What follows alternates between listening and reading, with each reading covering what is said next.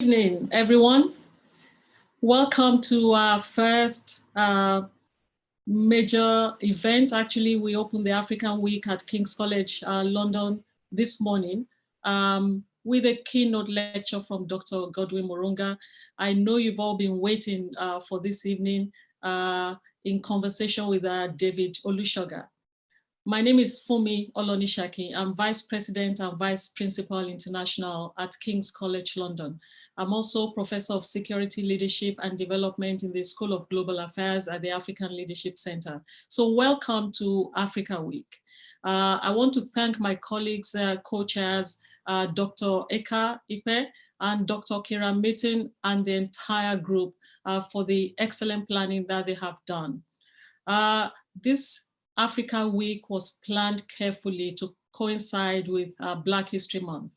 And in that regard, I would like to really warmly welcome David Olusoga, and I will soon introduce him to you. But I think he needs no introduction. For many of you will have seen a lot of his work, not just on BBC, but some of his publications. I will shortly, I will say a few brief things about David. First, Professor David Olusoga is a British Nigerian historian, broadcaster, and BAFTA award-winning presenter and filmmaker. He's Professor of Public History at the University of Manchester and a regular contributor to The Guardian, Observer, New Statesman, and BBC History Magazine. The author of several books, he was also a contributor to the Oxford Companion to Black British History. In 2019, he was awarded the OBE for services to history and community integration. I think he needs no introduction because even if it's in this post-George Floyd and post-COVID moment, many would have seen this book and a previous version of this book. This was written for children. We'll talk about it in a moment. The previous version, I think, was written 4 years ago. And many would have seen the BBC TV series that bring home the intricate connection between Black and British history. And that's part of the conversation this month. But that intricate connection to the African continent is the reason why, is one of the big reasons why we had invited David for this Africa Week. And so I want to really thank you. I don't take it for granted. You're being here this evening, David. I know it's been a very busy period, very busy year for you, but this month in particular as well, I know how much in demand you are. What we want to do is have a conversation. Let things flow a little bit. Our audience, we know, will have a lot of questions for us, and you can put your questions as time goes on in the chat column, in the Q&A, I think, and I'll pick them up in due course. But David, welcome. I mean, it's difficult not to be emotional about the TV series that you put together so, excellently. It's so excellently done. Your book and the most recent book that I think you intended for children, which makes very easy reading for anyone at all. But I want to begin with you, with David Olusoga. What made you go to this project to look at Black history, Black and British history, and connect them in such deep detail? Well, it's lovely to be here. Thank you so much for the introduction. Thanks for pronouncing my name correctly. I'm going to get used to that.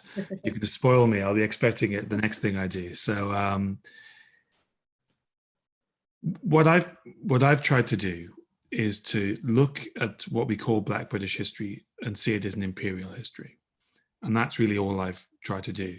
That there is, because of historians like Folarin Shylon, James Walvin, Peter Fryer, we developed a Black British history that was about the Black presence in Britain, and that was kind of critically important. They were working with almost nothing. It was historical salvage. They were in the archives trying to find fragments and trying to flesh them out, trying to find biographies of people that we now take for granted, Mary Seacole and Mary Prince and Ignatius Sancho, and try to sort of bring these stories back to life and create this pantheon of Black Britons. And that's all critically important work, and it's been literally life-changing for me. But I think one of the difficulties we've had is that we've taken an American template of an idea of Black history, and we've applied it to a country that's very different.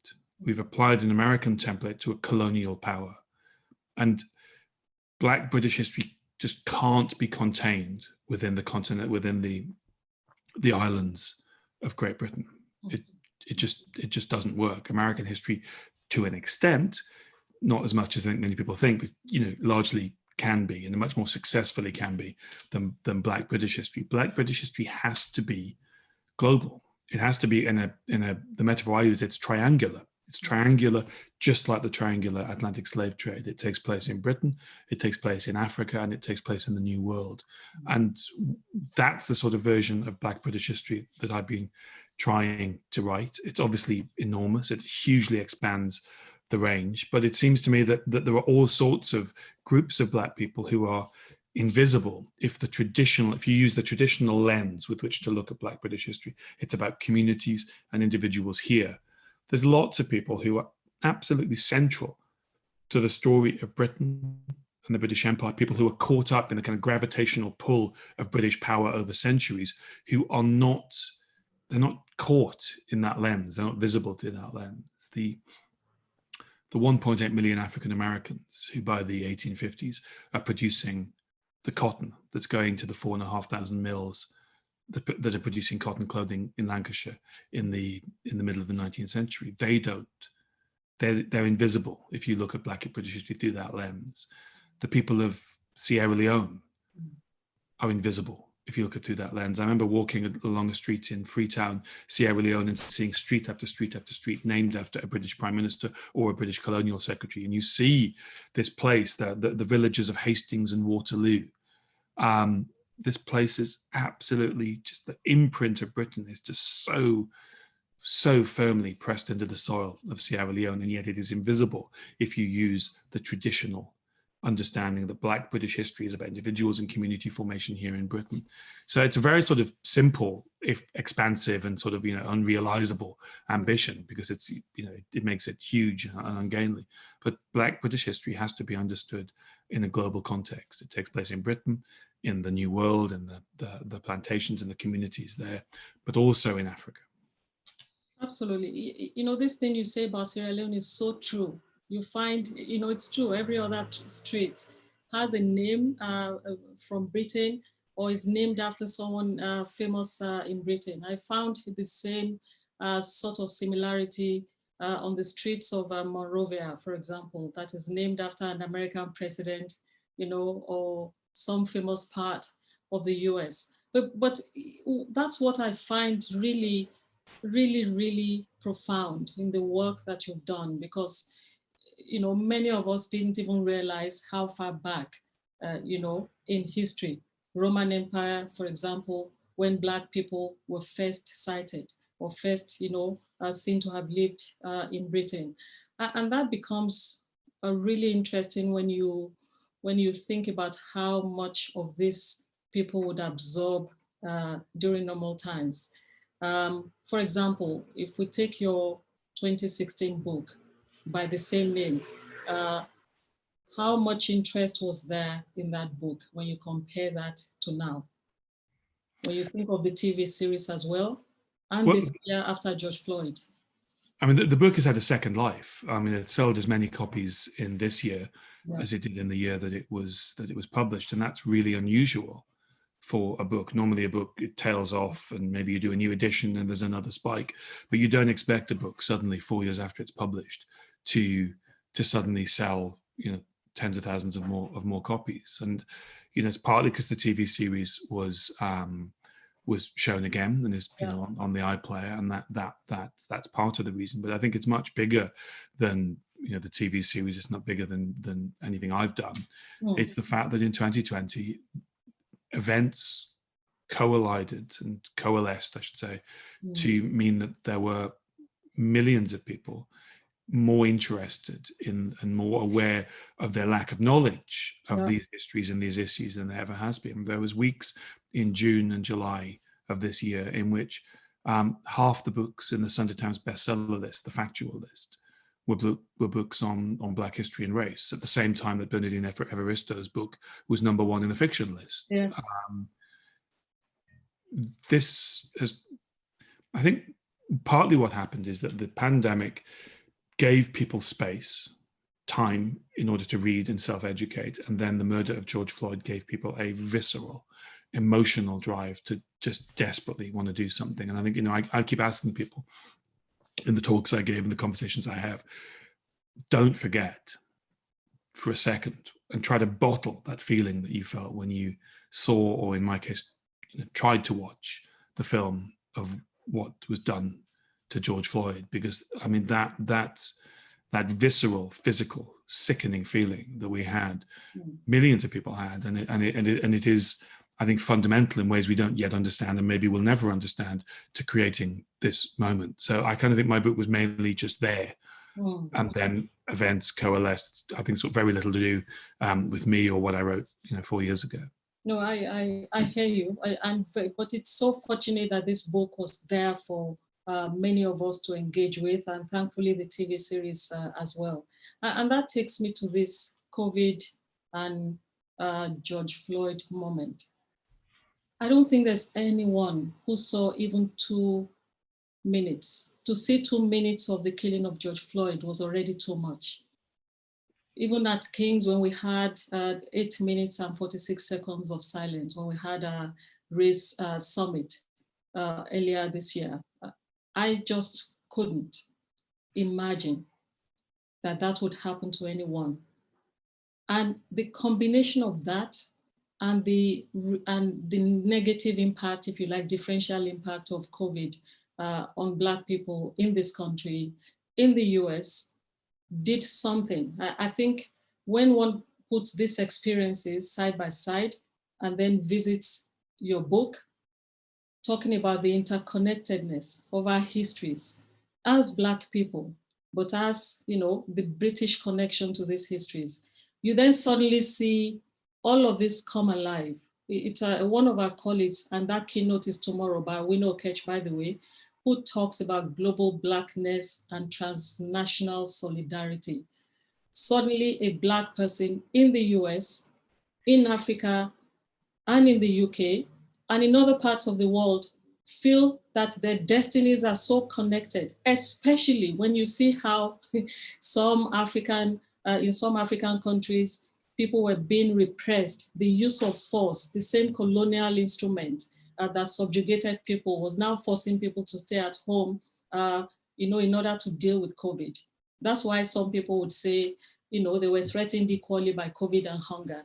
And therefore, even if you try to force them, use the sheer force of arm to keep them at home, they would not be at home. Today, we find people on the streets in Nigeria, around police brutality, to end police brutality. Therefore, it seems as if we have a confluence of factors that will be telling us something needs to change. When you think back in all the work that you've done, was there such a moment? Are you able to tell us whether there's a moment like this that suddenly tipped the balance towards change? Or do you think this is one of those moments where we all protest, we all write, we do everything we're doing now, and things then still stay the same?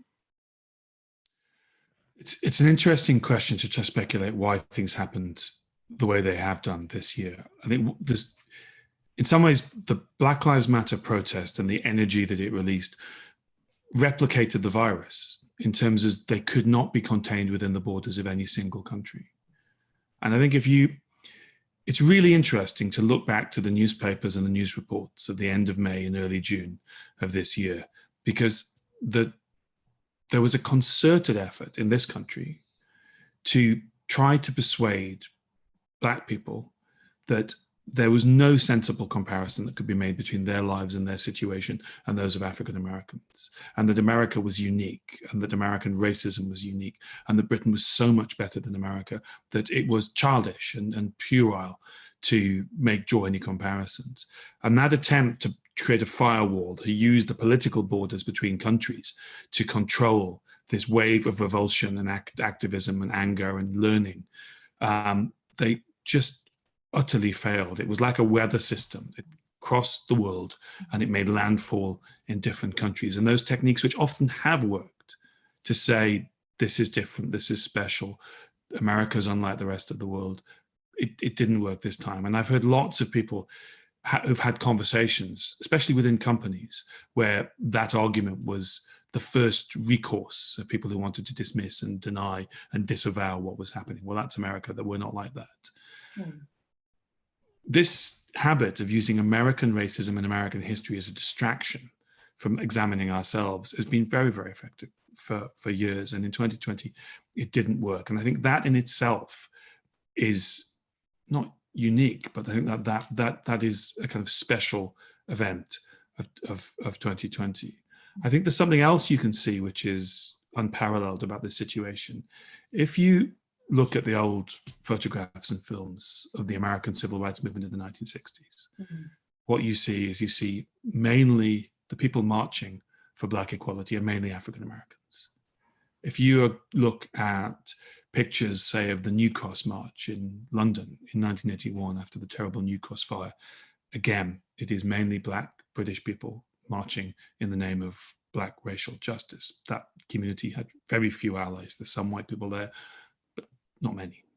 Then you look at the images of 2020, and what you see is a global movement that involves people of every race and every background.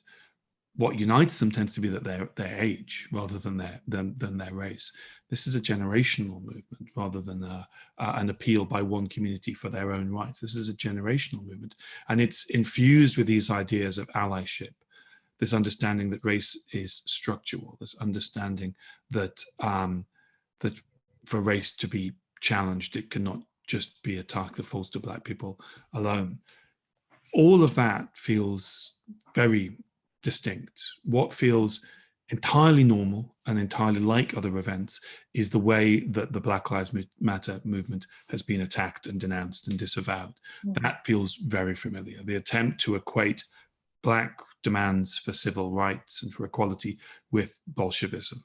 The attempt to use any event, any fringe event, any fringe activity, any fringe violence to tar an entire movement, that's entirely familiar. The attempt to use the fact that a horse bolted during a demonstration in London to imply that the horse and the female police officer were attacked, to take the fact that some idiot put graffiti on Churchill's monument as a culture war wedge issue to try to convince white people that black equality was a threat to them. All of that feels very familiar. I keep thinking about the way in which in 1919, when African Americans had fought in the First World War, they'd fought in the French army because white officers in the American army wouldn't lead them into battle. How those soldiers from the 369th Infantry and the others, how they came back to America to make appeals for civil rights. They fought for their country. Some of them had died for their country. They had medals on their chest. They had wounds. And they came back to America with Du Bois leading, using his incredible literary skills to lead this demand. We come back fighting for America, for civil rights. That movement, one of the most decisive, destructive acts against that movement was to say they were Bolsheviks. They'd come back from the Western Front. They'd come back with the bacillus of Bolshevism, and it worked. It worked brilliantly effectively. And this could work. The social media is full of people who will attack you and say Black Lives Matter is, well, it's a movement, like an organization like the Communist Party with a membership card. But of course, it isn't. It's a series of ideas with multiple movements involved. It's not what is being portrayed to be. Social media and the mainstream media is full of people using these attacks, and they've worked before and they could work again. But when you think about that victory of those people who disavowed the demands and the appeals of African Americans in 1919, and you think what that cost America. Imagine if the civil rights movement, for all its faults, for all the way it's been rolled back in the 70s and 80s under Reagan, imagine if that had happened in 1919 and 1920. Imagine if the March on Washington had been in 1923, not 1963. America would be 40 years further down this journey towards social justice. Absolutely. So they might win, they might contaminate the minds of millions of people that Black people appealing for their justice is a threat to them, that any Black organization is Bolshevik or it's extremist or it's terrorist, whatever the libel. They might win, but the cost of them winning is a cost for everybody, not just Black people. No, absolutely. I totally agree. And it's this question of allyship as well. When I go back into the work that you've done, I mean, characters like Granville Sharp, and then the people of Rochdale, who made that decision that, okay, they will bear all of this suffering if it meant that they were supporting the liberation of slaves in America.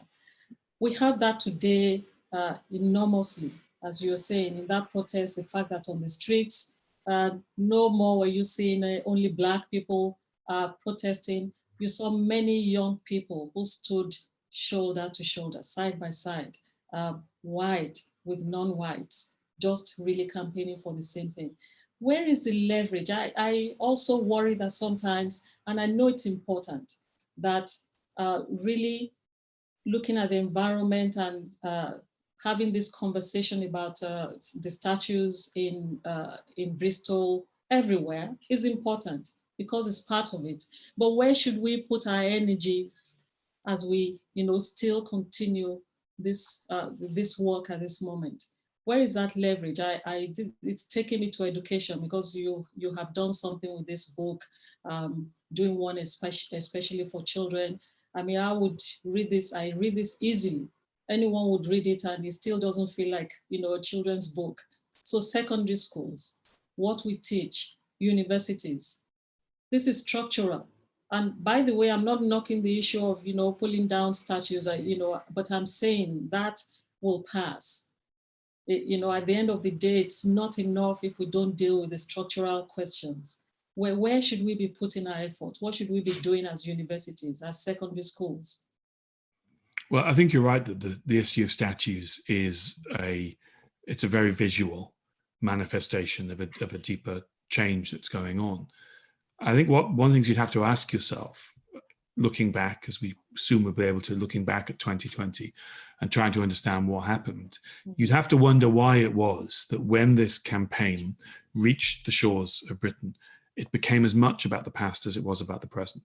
And that's quite strange in some ways, that the targets was history. It was historical statues, it was falsehoods, it was a curriculum, it was the defense of historical versions of history that were unsustainable. It was reputations of great men that had never been complicated by looking at the other side of their story or asking where the money came from.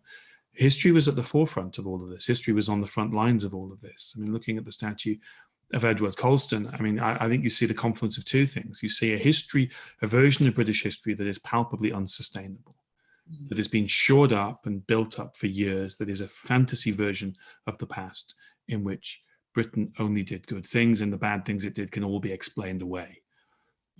Let's forget slavery because we have abolition. Let's forget the fact that Edward Colston was involved in a company that enslaved during his period 80,000 people and probably killed 19,000. Let's forget all of that because he gave loads of money to almshouses and schools. Let's forget about the violence of empire. Let's remember about cricket and the railways in India and the rule of law, etc., etc.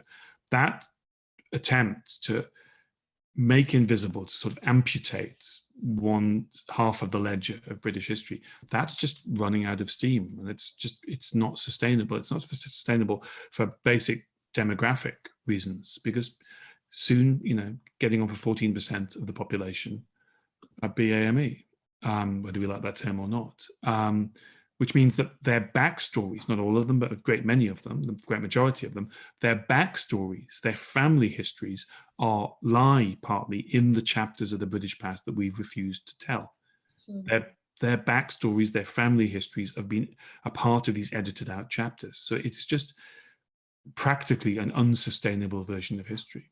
I think there's a combination of that history being not fit for purpose for the country that we've become, with a generation that's seen through it, a generation that didn't rely on the national curriculum, to teach its history, a generation who had the greatest educative tool ever created in the internet, a generation who had books that I didn't have when I was growing up, because so many more books have been written on Black British history, on the history of the empire, and a generation who's more political than my generation, certainly. I think more political than any generation since the 60s. So they knew the history they were being told wasn't true.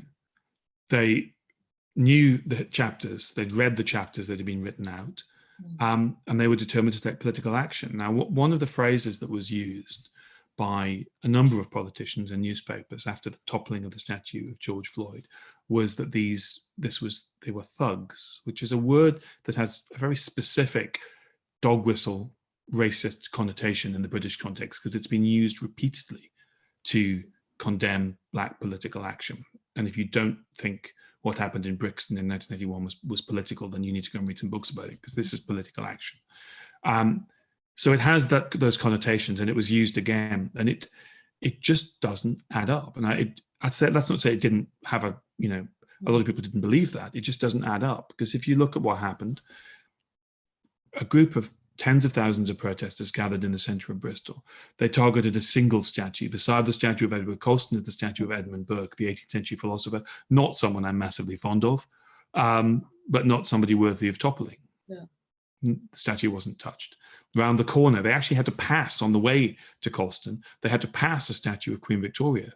It was not touched. All around the area where the statue of Colston stood are shops selling alcohol and cigarettes. If this was thuggery, their windows would have been caved in and there would have been a raid and all of the alcohol would have been taken. That didn't happen. No shops were damaged. Nothing was damaged. They targeted a single statue of a single figure who had been defended resolutely by organizations within the city for almost 300 years, because they understood who he was, because they did not, even though they were given an education similar to their parents and their grandparents that said, this is a philanthropist, this is a good man, we shouldn't judge him for where his money came from, we should just remember that he used some of it for nice purposes. And they rejected that history because they're political and because they're educated and they know their history, and because they know their history, they know their enemies when they see them.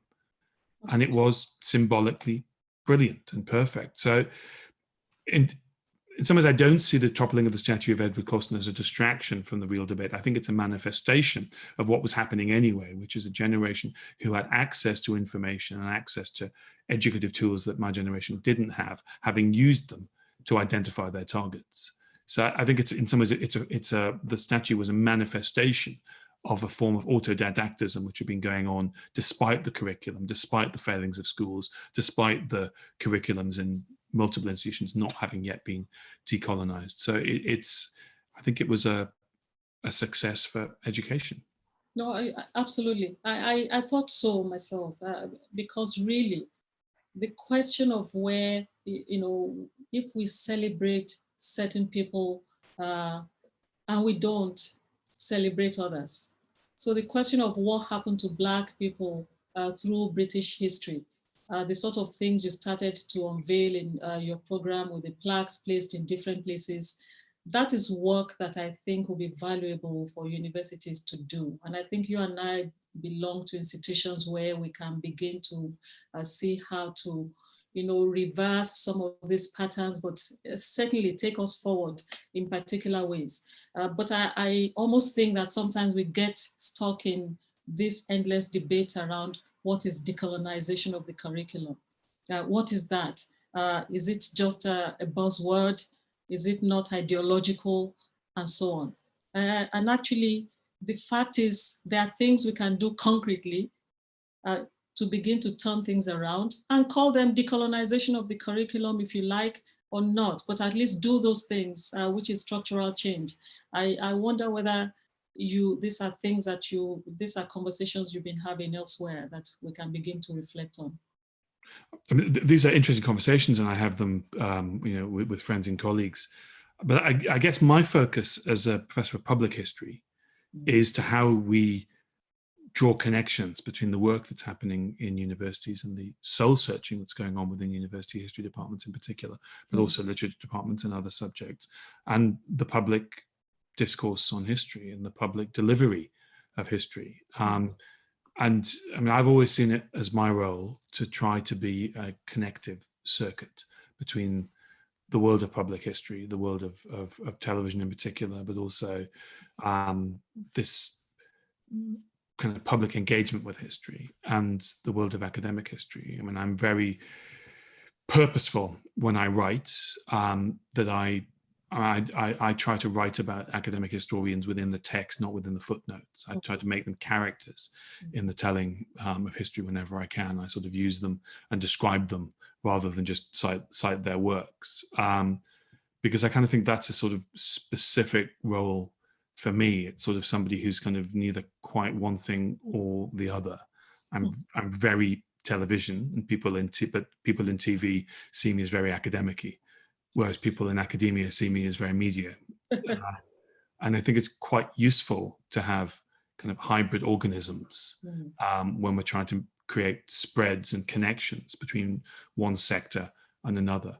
So I'm interested in how we deliver in public history the fruits of what is happening within university history departments in particular, about reimagining the curriculum. Now, I'm very cautious about terminology that comes from critical studies, because I think I'm acutely aware, perhaps more so than people who spend more time in universities, because I spend a lot of time in journalism and in television, is how these terms can be abused and how bad faith actors can characterize and mischaracterize these terms. So I'm very careful about, and I was gave an interview recently where I sort of tried to explain how I see the term decolonize, which is just we need to tell everybody stories. I think it's as simple as that. We need to find space to tell everyone stories by expanding the curriculum and prioritizing. So I'm very careful about using these terms. And if you, by their nature, people in universities are open to ideas. They're thinking deeply, and that's not true of most people in most areas of life most of the time, who are busy getting on with their lives, and they want someone to give them shorthand to what's going on. And sometimes that shorthand is deliberately misleading. So I'm very careful about the terminology that we use. No, that's really useful. Thank you. I mean, I hopefully would have a chance to come back to this, but I realize that there are a couple of questions, one in particular that I'd like to just read out to you and take your own reflection on it. And colleagues, please put your questions in the Q&A. I'll find them there and I'll transmit them. So this question says, can you expand on Afro-Latin American history, especially around the exploratory groups with people such as Juan Garrido and Pedro Alonso Nino? I can't, other than having read about them. It's not my area at all. And, I kind of figured, yeah. I have a rule about not trying to stumble through on things that the audience knows better than I do. No, that's fair enough. The connection, you talked about this triangular thing, the connection between the Caribbean and African experiences and American experiences. That connection fascinated me a lot. Even things that, as I was mentioning to you earlier, that I chose contemporary studies, and every time I go back, I see works of history. It's amazing, and I think it makes history so essential to everything we do. Actually, for me, decolonizing the curriculum in its most basic sense is to say, let's have a historiography of every single subject that you teach. Just saying this is where it came from, and this, this is how it came about, the authors, the publications that we have and the processes is not bad at all.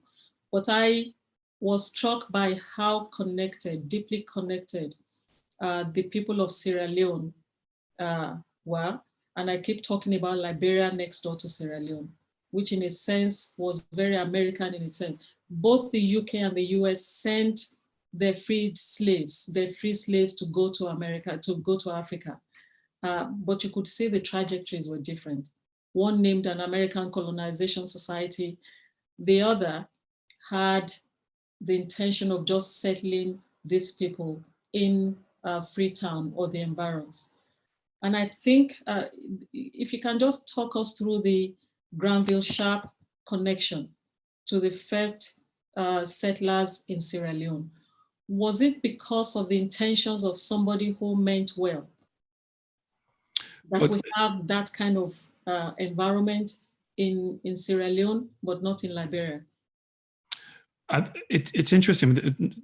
Sierra Leone is the first British colony in Africa, and it has the most complicated and unusual of beginnings. And I think this whole history of the British in Sierra Leone and the story of Granville Sharp, it's one of those histories that was thrown out and has become obscure because we don't want to talk about anything to do with slavery. We don't want to talk about anything to do with Africa. And so what you end up doing if you're nervous about anything to do with this history is you end up losing the kind of heroic stories, heroic but also tragic, the remarkable figures that you might want to celebrate, as well as everything else, because you're so worried that this history is all toxic. You throw the whole thing out. And I think Granville Sharp's one of the most remarkable people in British history in the 18th century. I think he comes from an absolutely remarkable family of musicians, and they're all incredibly successful. And he's somebody whose life is transformed. In 1765, he comes across a boy, a teenage boy. We think he was 15 or 16, who'd been almost beaten to death, Jonathan Strong, and he rushes him into his Granville Sharp's brother's office, his brother's a doctor, and they transform this boy's life. They save him. They save his sight, which is he's almost lost, and they nurse him back to health. And then a few years later, he's abducted by his former owner, who wants a return of his property because this boy is a slave. He's living as a slave in London, something which many people find very uncomfortable and want to pretend never happened. And that leads to the Somerset case, the case of 1772, which defines the legal status of slavery in Britain. And just as an aside, I mean, one thing I find really interesting is one of the reasons we don't know much about this history is because there is I think, subconscious belief that if we can keep this history over there, the empire, it doesn't really count. And what Britain did on the other side of an ocean, even though they were British territories, even though it was British people doing it and British companies involved and the royal family involved, and that somehow isn't real British history. It doesn't count. The one historical fact that people over and over again get angry about and will deny and will dismiss the huge weight of documents whenever I talk about it is the fact that there were enslaved people living in Britain, in British cities in the 17th and 18th centuries. And that's because that reality destroys, it explodes this idea that if we can just keep it all over there, it doesn't matter. I will hear people say, well, but there wasn't slavery in Britain, as if that means anything, as if the fact that it was in Jamaica rather than Surrey means that those people were not being brutalized, that people were not suffering malnutrition, that women were not being sexually abused, as if that means anything. And so stories that involve enslaved people in Britain are deeply troubling and problematic for people who need psychologically to keep slavery over there, to keep the abuse of it over there, which I think is one of the reasons why the Somerset case, one of the great examples of the British legal system in operation, something that everybody studying law does learn, an incredible story, one of the most epic dramas of all time, is so unknown. And because it's unknown, we don't know about Granville Sharp, who really kind of should be on notes. If you're looking for someone to put on a banknote, I think, well, we're not going to have banknotes anymore because we're not going to be able to hand money to one another after this. But if we were, I think Granville Sharp should be on a banknote.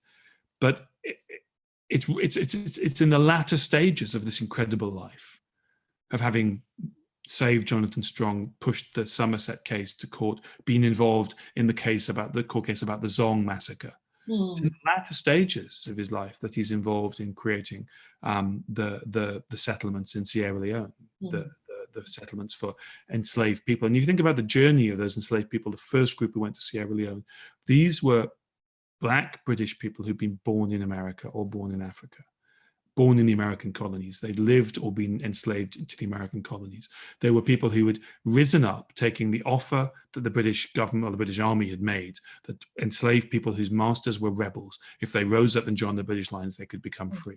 Mm. They had then been evacuated from New York or other harbors with the British Army, and with which the loyalists, the American settlers who wanted to remain loyal to the crown, many of them had then been sent to Nova Scotia, Birchtown, Nova Scotia. Some had ended up on the streets of London starving.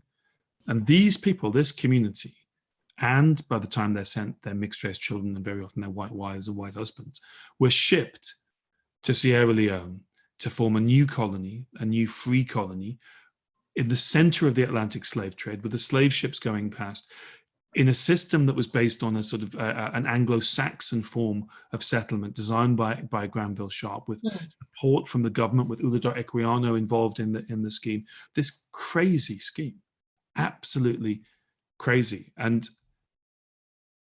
it failed. There was a second attempt, and then there was a third attempt with another group of people. And what you get through these tragic waves of settlement is the creation of Freetown.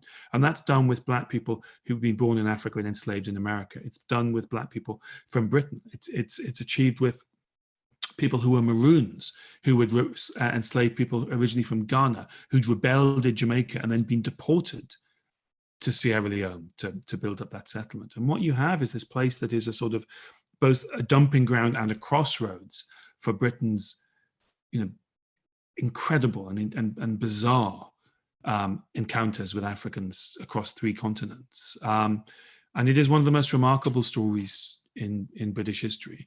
And at the center of it is one of the most remarkable men in British history. Where it gets sort of depressing is what you really want is you want Granville Sharp to not just be an abolitionist, to not just be someone who opposes slavery. And he is one of the founders of the abolitionist movement. You want him to be anti-racist, and he's not.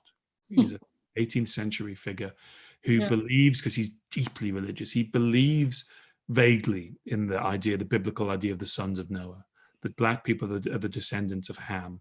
And I don't think he believes really in the curse of Ham, but he does believe that Black people need to be brought up to the level of other races. And you want him to be abolitionist, so to be anti-racist. You want him to see through the idea of race, and he never quite does, even though he acts in ways that are kind of remarkably humane. But all of this history is lost. There's a handful of books about it. The most famous is Simon Sharma's book, Rough Crossings. But, why was this not a celebrated story in the 19th century? Why were there not dramas or plays written about it in the 19th century? It's just an epic. It's a historical, it's one of those few stories in history that you tell people and you can see that they don't quite believe you.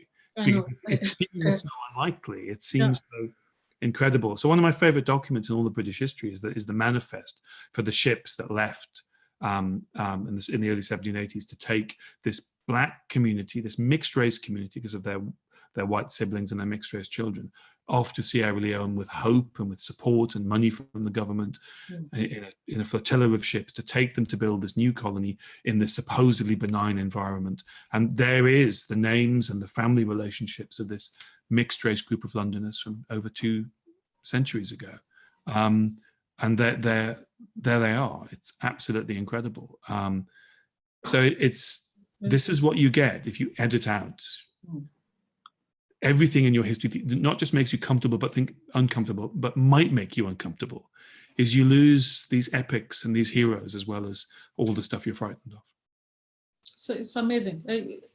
Thank you. I'm going to combine 2 questions now. And in any case, just speak however it comes to you. One from Reverend Jared Robinson. I'm the first Black chaplain at King's College London and the only Black chaplain. How can I be a force for change in the environment? And then there's another one which says it from an anonymous person. How can we improve and enhance the recruitment of Black historians in the UK university system? It's amazing. How can fellow academics and universities best support careers of Black historians once appointed? Amazing. Well, first to the chaplain, I mean, you being there is empowering and remarkable and inspiring. And I've been thinking a lot recently about how much the absence of any Black figures of authority or respect in my life has had upon me. I never had a black teacher through school or university.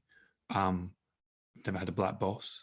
And, you know, I think that's damaging. So just by being there more than you realize, often more than I think most black people in positions of authority or respect realize, you're having an impact. But I think there's a specific thing about this moment, which is to be somebody who makes conversations happen. I think this is all about discussions and facilitating discussions. And I think you're, you know, if I don't know the structure and the politics of the world that you operate in, but you know, if it's not out of turn and out of step, I'd suggest that you may well be in a good position to become a bit of a pain, to force people to have conversations, to be encouraging people to create spaces in which black people can talk about how racism impacts upon their lives. Because I think that's one of the miracles of 2020. One of the most, you know, most potentially powerful moments is black people have felt unable to talk. You know, I gave a lecture in the TV industry earlier this year in which I talked about racism. I talked about my experiences of racism in television. There's no way I would have had the nerve to say any of that were it not for Black Lives Matter, were it not for those demonstrations, were it not for the spirit of 2020, making me feel that I had an obligation to say those things. So the confluence of your position and this moment, I think is really potentially powerful. To answer the other question about black historians, I mean, here we have a deep, deep problem. History is one of the least popular subjects among black kids choosing their A-levels and choosing university courses. It's one of the most popular subjects amongst black kids. By the time British children get to 16, many black kids have decided that history is not for them because it's not about them. It doesn't seem to take anything they say or think or believe or care about into consideration. And they made a perfectly rational calculation, which is why would they want to spend 3 years and a lot of money studying a subject that doesn't seem to care about them? Why should they care about history if history has no place for them? And this is what we're up against. And as a result of black children not wanting to do it at A-level, the numbers doing it undergraduate are low, and obviously that feeds through to every stage, postgraduate, postdoctoral, early career, and we just don't see it. I mean, the fact that, you know, Olivetto Telle was the first black female history professor in the UK, you know, it's like a pub quiz question. It's one of those pub quiz questions from the future that will catch people out if we have any pubs in the future, because you think it's going to be 1963, and it's 2018 that the first black female history professor was appointed in a British university. The scale of our failure is appalling. And what I see in history and television is what I've seen in other parts of the kind of ecosystem of history. We blame the other parts of the ecosystem. Television, people say, well, there aren't any black academics, so how can we find black presenters or black stories? They'll say the publishers aren't publishing books from black historians, therefore how can we do anything? And the publishers will say, well, there aren't any black academics because the universities are failing. And the universities will say, well, there aren't black kids coming through because the schools are failing. And all of these things are true. But something can be not your fault, and it can still be your problem. And it is the problem of everybody involved in history that black people and young black people don't feel that it is for them, and don't enter into the world, and don't see the value of history, and don't see, you know, what Trevelyan called the quasi-miraculous fact of history, that they're not moved by it, that they're not transported by the idea of traveling through time and space and communing with generations long gone, that kind of magical thing that everybody who studies history feels. Yes, many young black kids don't feel. And even if you don't care about telling a comprehensive, wholehearted, honest history that includes black stories, even if that's not important to you, if you care about your fellow citizens, you'd want them to have what the rest of us have, which is a sense of deep belonging, founded on history, in our country and in the space that we occupy.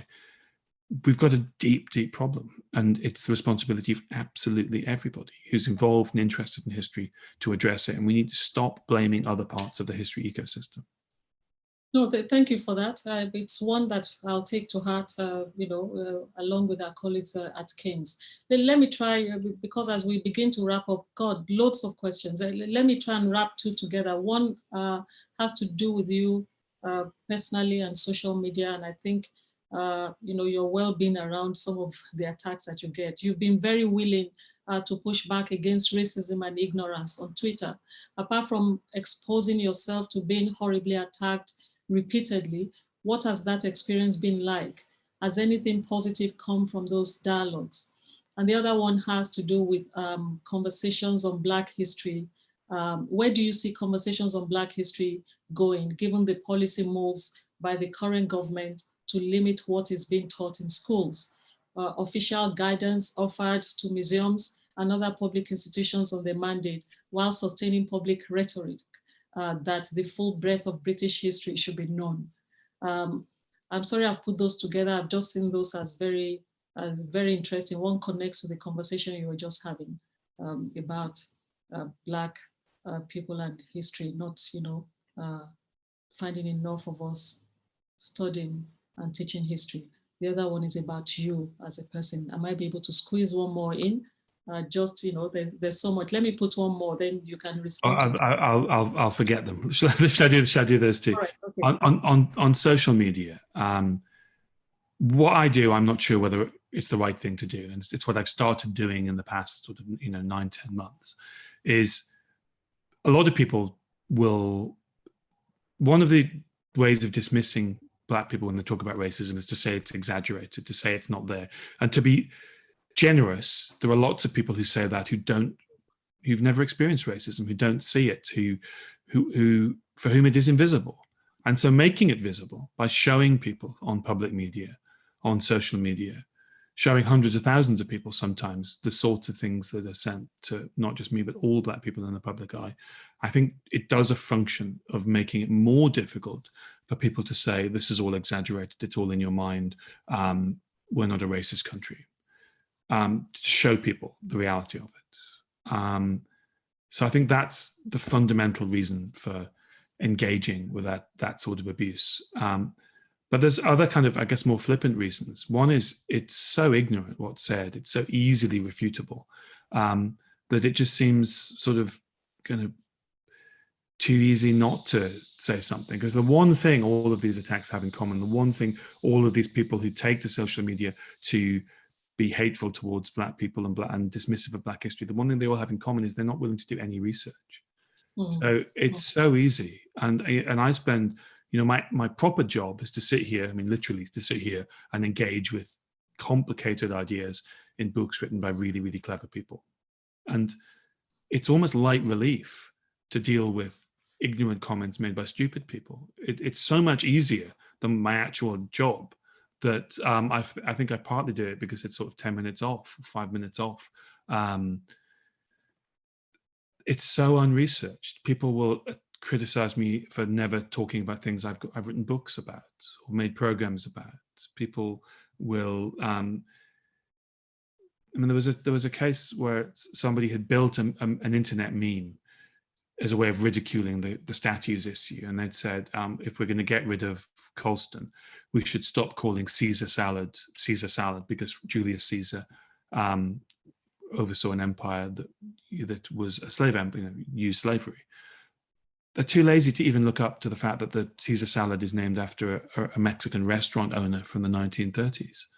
They actually they can be bothered to make a meme, but not bother to actually just even look up where this name comes from. So it sort of seems sort of like lower hanging fruit to make fun of these people. And what I think is valuable, and I could be wrong about this, I think as long as you're not angry, as long as you're factual and simple and wherever possible trying to make fun of this stuff, that I think it does a function of showing the reality of racism without dignifying it with getting into a debate. But I could be wrong about that. I could be amplifying voices that are better left marginalized. So that's kind of what I do at the moment. I'm not sure whether I'm going to keep doing it. I'm not entirely sure I'm right, but I'm seeing how it goes. And of course, I don't do it for weeks on end because I'm too busy.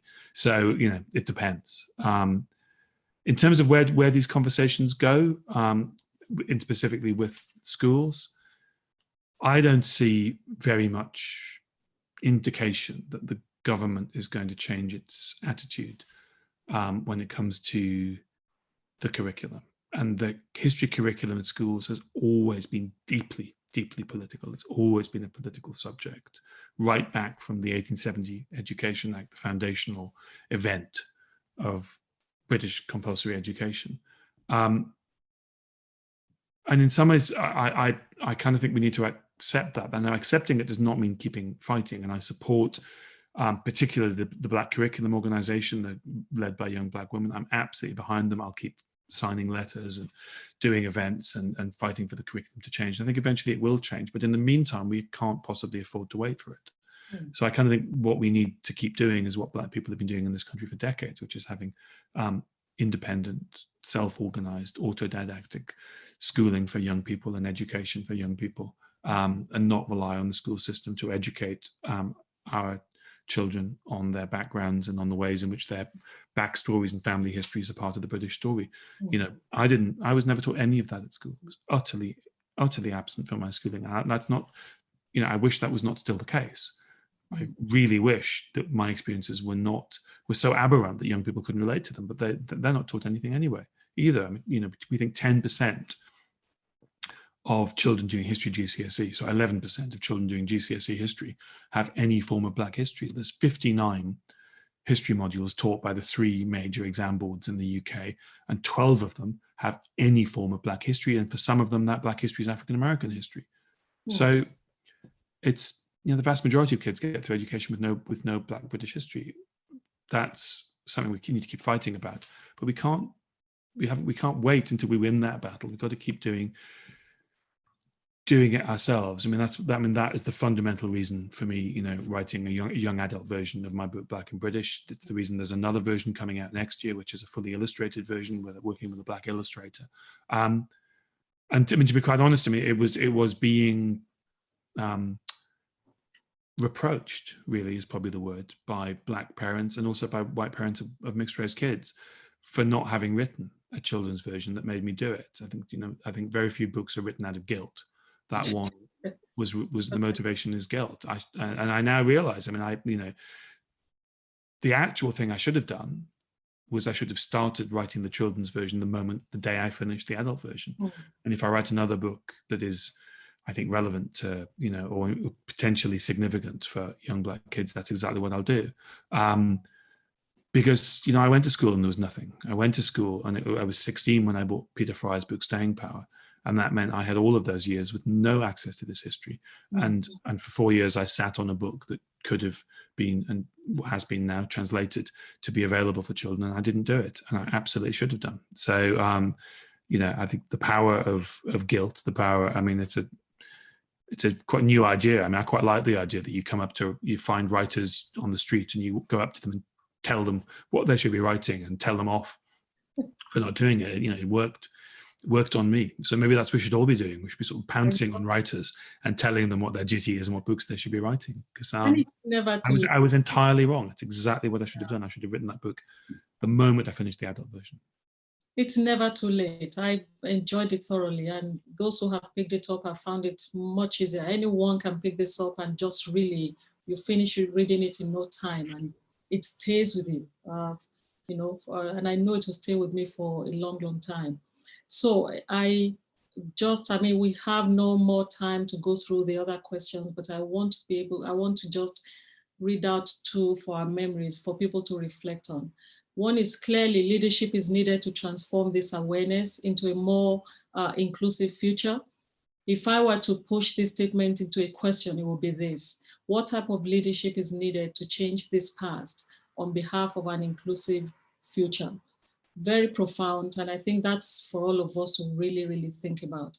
But the one question that stayed with me throughout your TV series and your books, even this most recent one, is this one: would telling the story of Black History Month be complete without a discussion on the involvement of fellow Africans in the enslavement and colonization of Africa? And I think there's a way that it's a deep question, and we ask this. I know that quite a number of us talk about this all the time, because that story will be incomplete. The story of slavery will be incomplete, of colonialism will be incomplete without the role of that governing elite at the time, in the same way that the sustaining of colonial instruments today in Africa will be incomplete without the role that is played. In fact, the resistance to transforming those structures, the instruments of colonialism in Africa, is a very big part of the story. I want to say big thanks to you, David. I will continue to promote your work. These ideas you have, I think you've started something that is really profound in this country, and along with other people that are driving and pushing for change. I hope that this doesn't stop until we get the kinds of structural change that we need. I know this was a very busy, this is a very busy period for you. I want to thank you for doing this tonight. And for our audience, thank you. Thank you for tuning in. Africa Week continues. Please check the King's website. David, thank you. If there's any last word you want to say, please feel free to do that. Otherwise, it's for me to say big thanks to you. Just thank you to you all, and thank you for celebrating Black History Month. Thank you.